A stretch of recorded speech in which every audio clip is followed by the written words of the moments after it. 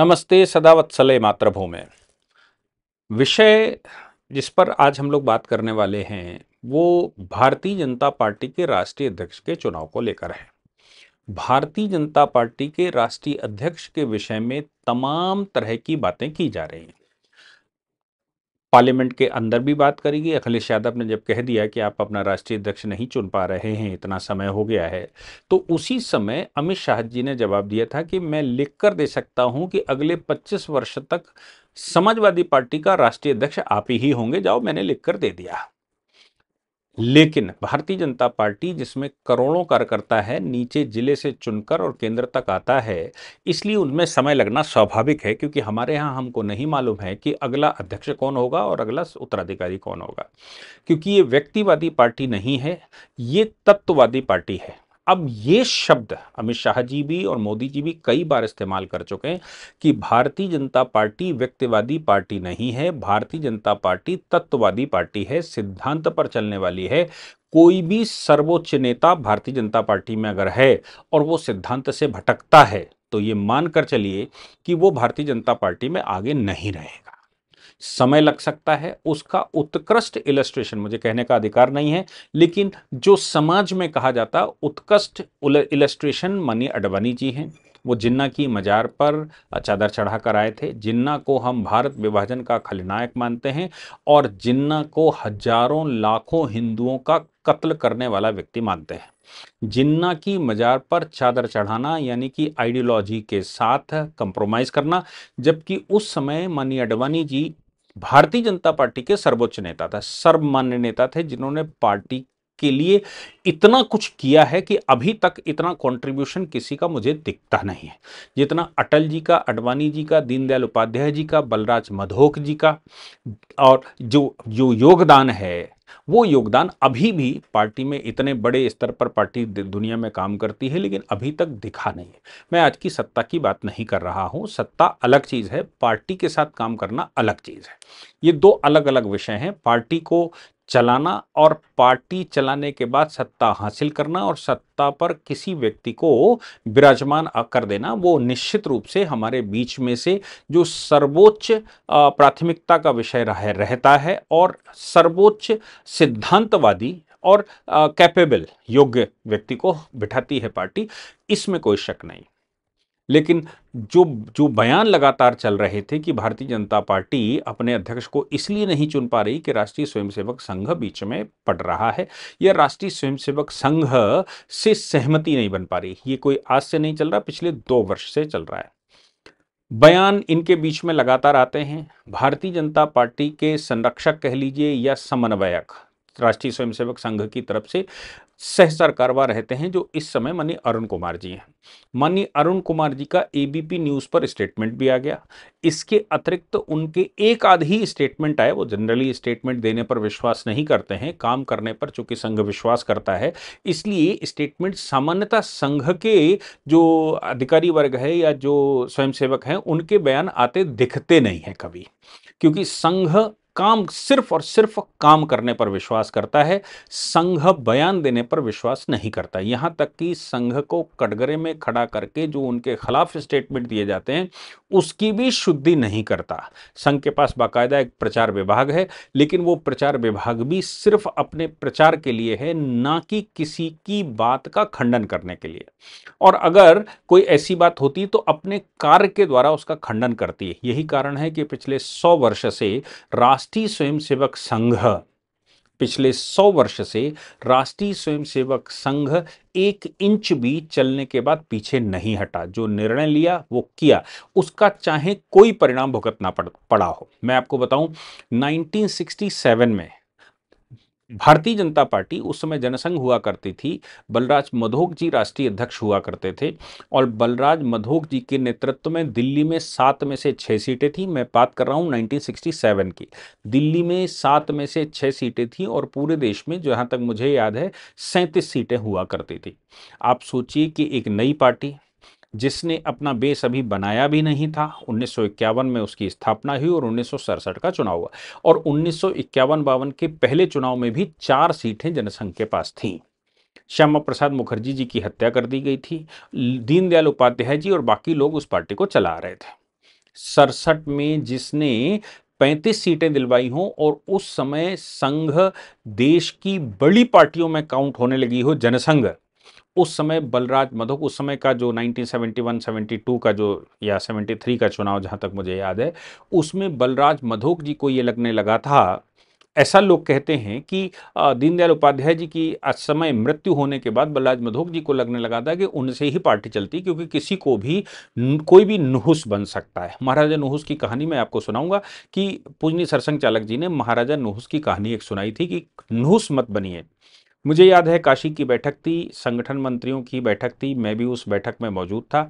सरसंघ चालक ने उन संगठन मंत्रियों को, जो कि पार्टियां और तमाम संगठन चलाते हैं, उनको ये निर्देश दिया था कि महाराजा नुहुस मत बन जाइए।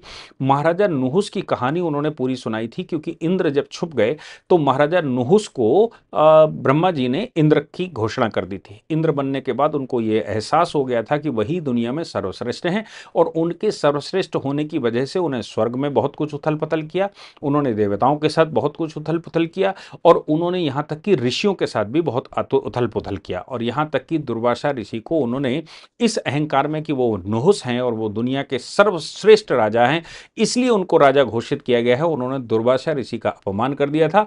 दुर्वासा ऋषि ने उनको सर्प योनि में जाने का वरदान, वो श्राप दे दिया, और फिर वो सर्प रूप में, यक्ष रूप में रहे, और ये कहा गया कि जब तुम्हारे सभी सवालों का और सब कुछ ठीक जो तुम्हारे अनुसार हो जाएगा, तब तुम पुनः मनुष्य रूप में, देव मनुष्य रूप में आओगे।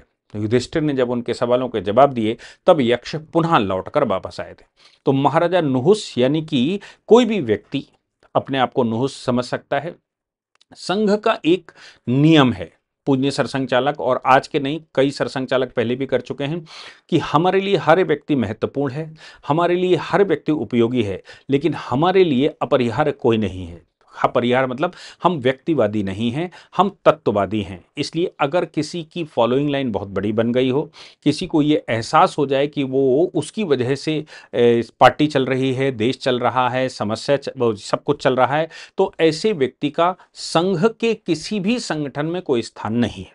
संघ खुलकर सामने नहीं आता। संघ पॉलिटिकल फील्ड में भारतीय जनता पार्टी के माध्यम से काम करता है, हिंदुत्व की फील्ड में विश्व हिंदू परिषद, हिंदू जागरण मंच के माध्यम से काम करता है, युवाओं के बीच में वो विद्यार्थी परिषद और बजरंग दल के माध्यम से काम करता है। ऐसे मजदूरों के बीच में मजदूर संघ, विद्यार्थियों के बीच में, या मैं कहूँ कि युवा शिक्षा के मामले में वो विद्या भारती के रूप में काम करता है। प्रतिनिधि संस्थाएं बहुत सारी हैं जिनके माध्यम से संघ काम करता है, लेकिन संघ स्वयं एक यूनिवर्सिटी है, संघ स्वयं एक विचार है, इसलिए वो शाखा लगाता है, शाखा बढ़ाता है और प्रशिक्षण कार्यकर्ताओं को देता है। वो प्रशिक्षित कार्यकर्ता भारतीय जनता पार्टी में अगर जाएगा तो वो अटल बिहारी वाजपेयी की तरह, हीरे की तरह खुलकर आएगा, भारतीय जनता पार्टी में मोदी जी की तरह खुलकर आएगा, भारतीय जनता पार्टी में दीनदयाल उपाध्याय जी के साथ के रूप में निकल कर आएगा। कुल मिलाकर वो हीरा जिसको संघ ने तराशा, वो जब भारतीय जनता पार्टी राजनीतिक फील्ड में जाएगा तो वो संसार में उत्कृष्ट कहलाएगा। वही हीरा अगर विश्व हिंदू परिषद में जाएगा तो वो अशोक जी सिंघल, माननीय अशोक सिंघल के रूप में निकल कर आएगा, जो राम मंदिर आंदोलन के प्रबोध के प्रणेता थे। और अगर मजदूर संघ में निकल कर आएगा तो दत्तोपंत ठेंगड़ी जी के रूप में निकल कर आएगा। कुल मिलाकर राष्ट्रीय स्वयंसेवक संघ के तैयार किए हुए कार्यकर्ता जिस फील्ड में जाएंगे वहां जाकर अपना उत्कृष्ट सलूशन देंगे या उत्कृष्ट अपनी परफॉर्मेंस देंगे। ये संघ है। इसलिए संघ बोलता नहीं है, संघ सामने नहीं आता, संघ कोई ऐसा विचार नहीं रखता, ये विचार नहीं रखता कि वो अपनी पब्लिसिटी करेगा या वो श्रेय लेगा। संघ को श्रेय लेने का कोई शौक नहीं है। ये तय कर गए थे पूजनी डॉक्टर साहब जिस समय संघ की स्थापना हुई थी, और डॉक्टर साहब ने यह भी कहा था कि मेरी मृत्यु के बाद मेरी कोई समाधि ना बनाई जाए। पर पूज्य गुरु जी जो उनके इस बात के सरसंघ चालक हुए, उन्होंने कहा कि डॉक्टर साहब की जीवनी पढ़ने से मुझे प्रेरणा मिलती है, इसलिए इस डॉक्टर साहब की प्रेरणा से ही संघ चलेगा। भले ही व्यक्तिवादी ना हो, लेकिन प्रेरणा उनसे ही मिली, इसलिए उनकी समाधि बनाई गई। उनके अलावा किसी की समाधि नहीं बनाएगी। पूज्य गुरु जी के लिए भी बाला साहब ने केवल एक ज्योति रूप बनाया था, समाधि नहीं बनाई गई। ये संघ की अपनी पद्धति है और तत्व पर संघ विश्वास करता है, भगवा ध्वज को ध्वज मानता है और आगे बढ़ता है। अब हम आ जाते हैं कि जो कन्फ्लिक्ट बताने की कोशिश की जा रही है कि संघ की वजह से बीजेपी का अध्यक्ष नहीं चुना जा रहा था, चुन पा रहे हैं। तो लगातार अभी राम माधव जी का स्टेटमेंट हमने सुना होगा, अभी हमने माननीय अरुण जी का स्टेटमेंट सुना होगा, या संघ के पिछले 100 वर्ष के, और मैं कहूं कि अगर पार्टी बनने के बाद पिछले 80 वर्ष से, चाहे वो जनसंघ हो, चाहे वो जनता दल जनता पार्टी हो, चाहे वो भारतीय जनता पार्टी हो, पिछले 80 वर्ष से जब से पॉलिटिकल फील्ड में संघ के कार्यकर्ताओं ने काम करना शुरू किया, एक भी स्टेटमेंट ऐसा नहीं सुनेंगे किसी भी सरसंघ चालक, सरकारवा या किसी भी दायित्ववान कार्यकर्ता का, जो ये कहता हो कि हम सरकार चलाते हैं या सरकार बदलते हैं या सरकार में हम इंटरवीन करते हैं। ये संघ की पद्धतियों में नहीं है। इसलिए अभी जो बयान आ रहे हैं, उन बयानों में भी लगातार कोई पूछता है तो वो यही कहते हैं कि संघ का कोई इंटरवेंशन बीजेपी के कार्यों में नहीं है। हाँ, सैद्धांतिक रूप से जो बड़े फैसले होते हैं, चूंकि संघ के स्वयंसेवक ही भारतीय जनता पार्टी में भी काम करते हैं, इसलिए संघ के स्वयंसेवक लगातार संपर्क में रहते हैं और यहां से जो उनको दिशा मिल सकती है उस दिशा के अनुरूप काम करते हैं। ये बात पूजनीय सरसंघ चालक जी ने, मुझे याद है मैं उस बैठक में भी था, पूजनीय सरसंघ चालक जी ने एक सोनीपत में कार्यक्रम था, सोनीपत या पानीपत में कार्यक्रम था, मुझे सही से याद नहीं, मेरे ख्याल से सोनीपत में था। सोनीपत में किसी ने उनसे पूछ दिया तो उन्होंने साफ तौर पर जवाब दिया था। उन्होंने जवाब ये दिया था कि देखिए, संघ कैसे चलता है इसका अनुभव मुझे भी नहीं है, मैं काम करता हूं, मैं केवल कार्य करता हूं। और लगातार ये बात कही थी कि हम कहीं कोई इंटरवीन नहीं करते, बड़े निर्णयों में हम सलाह दे सकते हैं, और अगर राहुल गांधी या कांग्रेस हमसे कुछ प्रचारक मांगती है, स्वयंसेवक मांगती है, तो हम उनको भी देने को तैयार हैं। केवल भारतीय जनता पार्टी को देंगे ऐसा नहीं है, उनको भी अगर आवश्यकता हो तो उनको भी दिया जा सकता है। हम तो कार्यकर्ता का प्रशिक्षण करते हैं, आप उसको एम्प्लॉयमेंट दे सकते हैं, अपने यहाँ काम करवा सकते हैं तो करवाइए, लेकिन वो हमारी यूनिवर्सिटी से, हमारे यहाँ से तैयार है, तो ये सोचना पड़ेगा कि आप उसको झेल पाएंगे कि नहीं झेल पाएंगे। अब ये कहा जा रहा है कि संघ ने सरेंडर कर दिया, एक बयान में किसी का सुन रहा था, संघ ने सरेंडर कर दिया और ये बड़ा अच्छा कर दिया।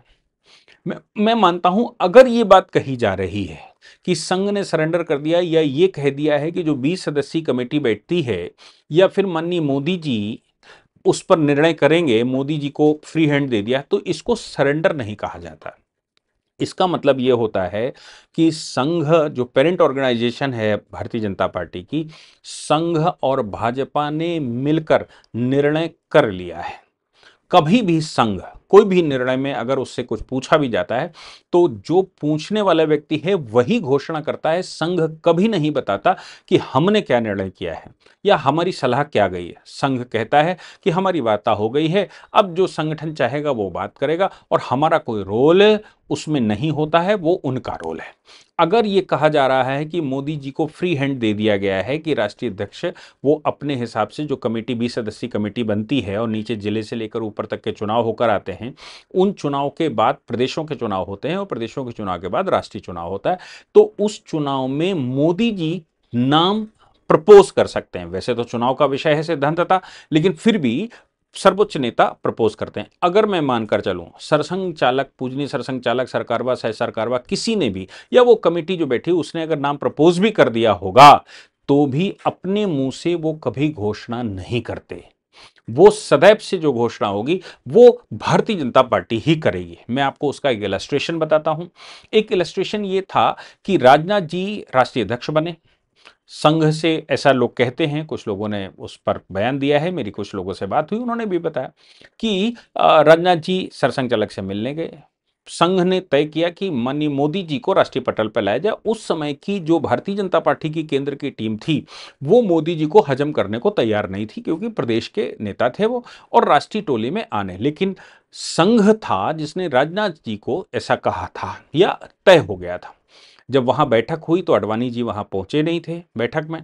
अडवाणी जी बैठक में नहीं पहुंचे तो बाकी सदस्यों ने कहा कि दिल्ली चलकर घोषणा करेंगे और वहां अडवाणी जी की उपस्थिति में करेंगे, जो भी तय हुआ। राजनाथ जी बाहर आए, ऐसा कहते हैं, उन्होंने बात की और बात करने के बाद इधर से जो बात गई, उन्होंने कहा कि जो तय करके आए हो वो अगर घोषित करके आओगे तो हमारे पास आना, हमसे बात करना न, अन्यथा क्या है, निर्णय हो चुका है। राजनाथ जी ऐसा कहते हैं कि राजनाथ जी अंदर गए ही नहीं और बाहर से उन्होंने घोषणा कर दी। देखिए ये सारे एजम्पशन हैं, मैंने जो सुना है इसका कोई पुख्ता सबूत किसी के पास नहीं, कोई क्लेम नहीं कर सकता कि भाई ये बात सत्य है। लेकिन पॉलिटिकल फील्ड में जो मैं जितनी समझ रखता हूं संघ, भारतीय जनता पार्टी और संघ के संगठनों के विषय में और देश की राजनीति के विषय में, उतनी अक्ल जितनी मेरी छोटी बुद्धि है उसके अनुसार ये बयान, ये बात मैं बताने की कोशिश कर रहा हूं। तो राजनाथ जी ने अंदर जाने की बजाय लौटकर, जब उन्होंने बात कर ली, अंदर चूंकि तय नहीं हो पा रहा था, बाहर उन्होंने संघ से पूछा, संघ के वरिष्ठ कार्यकर्ताओं से, तो उन्होंने कहा, जब जवाब मिला कि भाई जो तय करके गए वो घोषणा करना तो हमारे पास आना, क्योंकि राजनाथ जी चाहते थे कि जो यहां पर हुआ हो उसके विषय में वो संघ से बात कर सके। लेकिन यहां से जो जवाब गया था वो ये गया था कि जब अगर तय करके गए हो वो हो जाए तो आना है, नहीं तो क्या करना है आना। ऐसा कहते हैं कि राजनाथ जी अंदर गए ही नहीं और उन्होंने मीडिया को कहा कि पार्लियामेंट्री बोर्ड ने तय कर लिया है कि मोदी जी पार्लियामेंट्री बोर्ड में होंगे और मोदी जी नेतृत्व करेंगे, और बात खत्म हो गई, क्योंकि राष्ट्रीय अध्यक्ष ने घोषणा करी। संघ इस लेवल पर भी अपनी वीटो का इस्तेमाल कभी कभी करता है और सलाह देता है, करना आप नहीं है तो। कभी संघ ने यह नहीं कहा कि राजनाथ जी को मैंने क्या कहा था, कभी संघ ने यह नहीं कहा कि मोदी जी को राष्ट्रीय पटल पर लाने के लिए संघ ने अपनी वीटो कितनी लगाई थी और किस स्तर पर लगाई थी। संघ ऐसे विचार नहीं रखता। मोदी जी चूंकि संघ के प्रचारक हैं और अटल जी प्रचारक थे, मोदी जी प्रचारक हैं, प्रचारक ही संघ को सही से समझता भी है कि संघ की वर्किंग क्या है। अभी मोदी जी का एक बयान आया था, उसमें भी मोदी जी ने खुद ही कहा, कोई किसी यूट्यूब चैनल को वो इंटरव्यू दे रहे थे, उसमें उन्होंने कहा कि संघ का योगदान बहुत है, संघ की वर्किंग अलग तरीके से है, संघ के लोग वो हैं जो अपना घर जीवन बार छोड़कर काम करते हैं और वो केवल राष्ट्र प्रथम की भावना से काम करते हैं। ये मोदी जी के अपने बयान है और उन्होंने साथ में कहा संघ को समझ पाना इतना आसान नहीं है, क्योंकि संघ पॉलिटिक्स का अड्डा नहीं है। संघ केवल और केवल काम करता है, उनसे कुछ पूछ लिया जाए तो उन्हें सलाह दे देते हैं और जो निर्णय करना है वो संघ अपने इंडिविजुअली निर्णय करता है, किसी के निर्णय से संघ पर प्रभाव नहीं पड़ता। संघ ये भी नहीं कहता कि भारतीय जनता पार्टी में कितने कार्यकर्ता हैं जो संघ से प्रेरणा लेकर काम करते हैं। लगभग 90% या 95% जो बाकी इधर उधर पार्टियों से आए उनको छोड़ दीजिए, 90% कार्यकर्ता ऐसे होते हैं जो संघ की प्रेरणा से ही काम करते हैं। और एक बात जो कही गई कि संघ के अधिकारियों में शक्ति नहीं होती, स्वयंसेवक में, इसमें कोई शक नहीं कि स्वयंसेवक में शक्ति होती, लेकिन याद रखने की बात है कि संघ में डिसिप्लिन इतना है कि एक छोटा सा 10 साल का बच्चा पूरी शाखा में अगर वो दक्ष आरंभ करवाता है, यानी कि वो वहां पर शाखा लगाता है, तो उसकी आज्ञा को ही मानना पड़ता है, भले ही पूज्य सरसंघ चालक उस गढ़ में क्यों ना खड़े हों।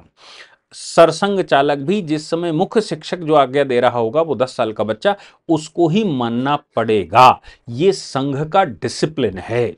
जूते कैसे रखने हैं, चप्पल कैसे रखने हैं, वार्ता कैसे करनी है, या फिर किसी कार्यक्रम में लाखों कार्यकर्ता होने के बावजूद पुलिस प्रशासन की जरूरत नहीं पड़ती और कभी जाम और भीड़ भी नहीं लगती, उसका कारण संघ का डिसिप्लिन है।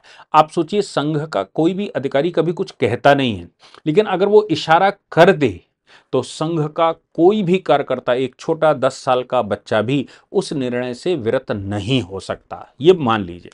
लेकिन ये जो सब कुछ चल रहा है, जिसके विषय में मैंने कहा कि अगर कोई कह रहा है, ये कहने की कोशिश हो रही कि संघ ने सरेंडर कर दिया, तो इसका मतलब ये होता है कि राष्ट्रीय स्वयंसेवक संघ ने राष्ट्रीय अध्यक्ष के पद के लिए रास्ता क्लियर कर दिया है और सहमति बन गई है।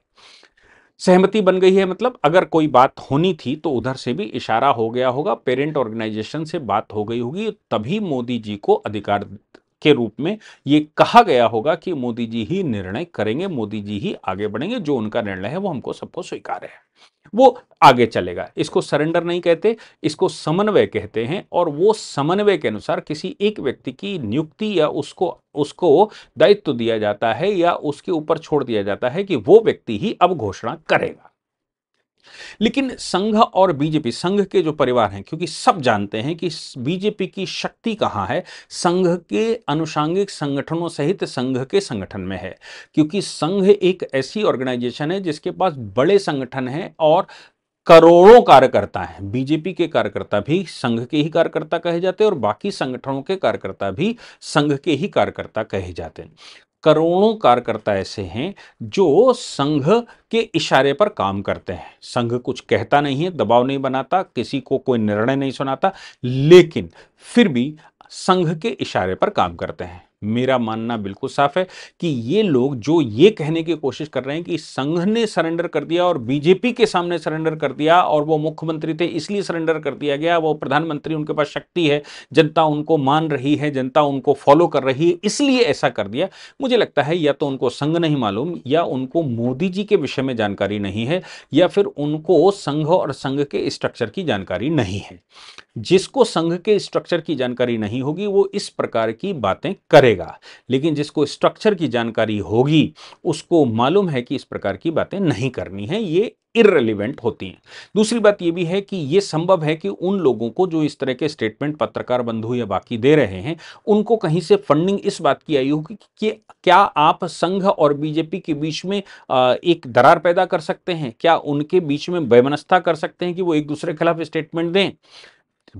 लेकिन वो ये नहीं जानते हैं कि ना तो संघ को स्टेटमेंट देने वाला है और ना ही भारतीय जनता पार्टी को स्टेटमेंट देने वाली है, क्योंकि परिवार के अंदर निर्णय बंद कमरे में होते हैं, उस कमरे के बाहर सूंघ भी निकल कर नहीं आती, यानी कि उसकी स्मेल भी नहीं आती, जो मैं समझ पाया हूं अभी तक। इसलिए वो केवल लड़ाने का प्रयास है, कॉन्फिडेंस कम करने का प्रयास है, उनका प्रयास सफल होने वाला नहीं है, ये मुझे मालूम है। उनकी फंडिंग भी कहीं से हो रही होगी ताकि वो इस तरह के स्टेटमेंट दें। हाँ, वो सामान्य लोग जिनको ये नहीं मालूम, वो 10-20 लाख लोग जरूर उनको सुनेंगे और उनमें से कई 1,000 लोग उनको अप्रिशिएट भी करेंगे, जिनको ना तो संघ मालूम है, ना जब भारतीय जनता पार्टी मालूम है, ना संघ के आनुषंगिक संगठनों के विषय में, ना संघ के स्ट्रक्चर के विषय में जानकारी है।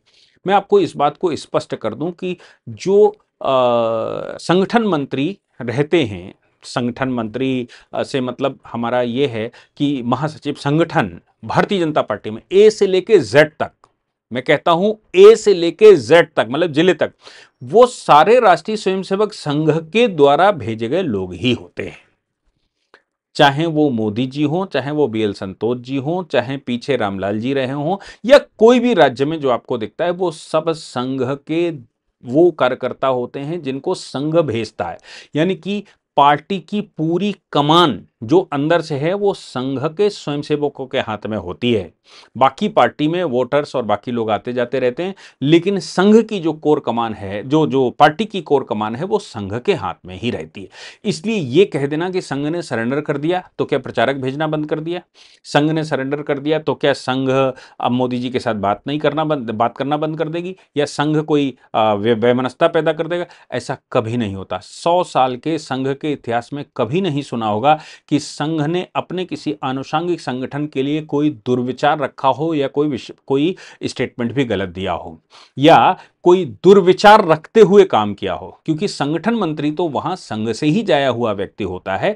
अब जब संगठन मंत्री संघ का व्यक्ति है, प्रधानमंत्री भी संघ का ही प्रचारक है, तो कन्फ्लिक्ट कैसे हो सकता है, यह विचार है। लेकिन वो कन्फ्लिक्ट पैदा करने के लिए कि किसी तरह से कोई स्टेटमेंट आ जाए और आपस में आमने सामने खड़े हो जाएं, इसलिए इस प्रकार के प्रयास कुछ यूट्यूब पर बात करने वाले पत्रकार, कुछ ऐसे पत्रकार जिनको संघ मालूम है, स्ट्रक्चर बहुत अच्छा है, फिर भी संभव है कि उनकी कहीं से फंडिंग हो रही हो, विरोधियों से फंडिंग हो रही हो, सिर्फ इस बात के लिए कि बयान देते रहो, जनता के बीच में जो भाजपा के कार्यकर्ता हैं वो कुछ स्टेटमेंट दें और दरसंघ के कार्यकर्ता हैं वो कुछ स्टेटमेंट दें, तो आपस में कुछ वैमनस्यता बढ़े।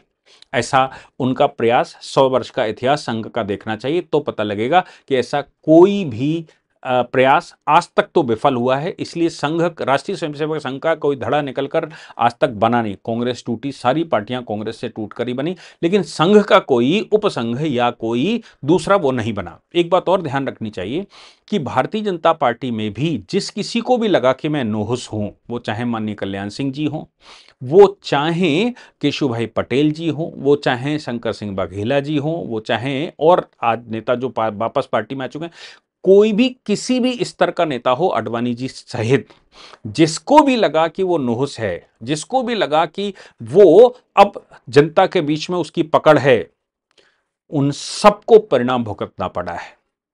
इसलिए ये लगना भी कि मैं हूं, ये संघ का कोई स्वयंसेवक तो सोच नहीं सकता, क्योंकि संघ का कोई स्वयंसेवक व्यक्तिवादी हो ही नहीं सकता।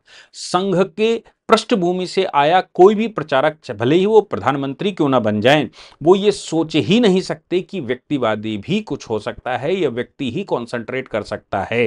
वो सब जानते हैं कि तत्व ही यहां इंपॉर्टेंट है, और अगर तत्व का पालन नहीं करेंगे, यानी कि सिद्धांत का पालन नहीं करेंगे, तो आप कितने ही पॉपुलर क्यों ना हो, आपका जाना परमात्मा की तरफ से स्वाभाविक और तय माना जाना चाहिए।